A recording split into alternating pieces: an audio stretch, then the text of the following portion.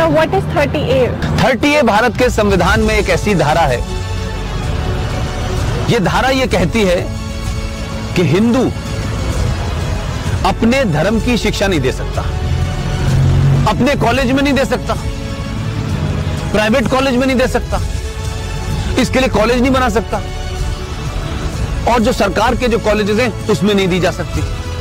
लेकिन एक धारा है 30, वो 30 धारा मुसलमानों को इस बात की इजाजत देती है कि वो अपनी मजहब की शिक्षा के लिए कॉलेज खोल सकते हैं, वो मदरसे चला सकते हैं, क्रिश्चियन अपने मदरसे चला सकते हैं, स्कूल इंस्टीट्यूशन चला सकते हैं जहां वो अपने मजहब की शिक्षा दे सकते हैं। मेरा सवाल यह है, क्या संविधान के निर्माताओं को इस बात का बोध नहीं था कि सिम्मी जी, अगर आप अपने धर्म की शिक्षा आपको नहीं मिलेगी तो आप में संस्कार कहां से आएंगे, आप में फेथ कहां से आएगा, आप वेद क्या हैं, पुराण क्या है, कैसे जानेंगे अगर आपसे कहा जाए आपको यह नहीं पढ़ना है।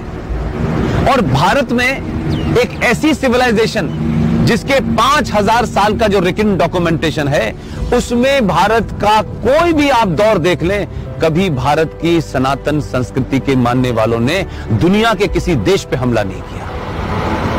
यह शब्द बलात्कार हमारी संस्कृति का हिस्सा नहीं था। ये घूंघट इसलिए नहीं था कि हमारे यहां था, हमको गलत नैरेटिव दिया गया।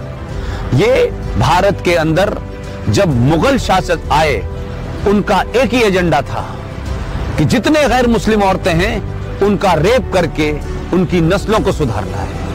ये बलात्कार शब्द हमारे साहित्य का हिस्सा नहीं था, ये तलाक शब्द हमारे साहित्य का हिस्सा नहीं था। हमारी परंपरा और संस्कृति में 7 फेरे जीवन भर के लिए जाते हैं। इस्लाम में शादी is a contract between 2 people, it's a business.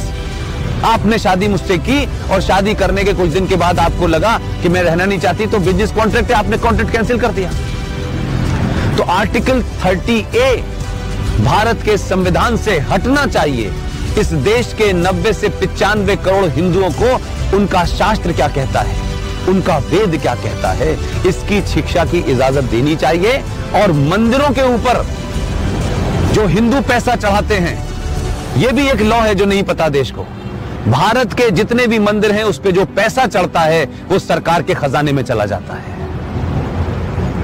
और भारत के मजारों के ऊपर जो पैसा चढ़ता है, जो गुरुद्वारों में पैसा चढ़ता है, वो सारा का सारा पैसा उस धर्म के मानने वालों के पास चला जाता है।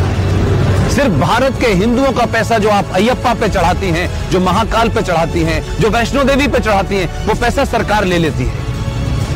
तो अगर भारत के मंदिरों पे चढ़ने वाले पैसे से भारत के लोग, हिंदू लोग, सनातनी लोग अपने विश्वविद्यालय खोलना चाहें कि हम सनातन के बारे में बताएंगे, पुराणों को पढ़ाएंगे, तो उसकी भी छूट नहीं है। ये संविधान में 2 धाराएं एंटी हिंदू हैं, इनको समाप्त होना चाहिए। और मैंने कल भी घोषणा की है कि अगले 2 साल में इसके खिलाफ भी मैं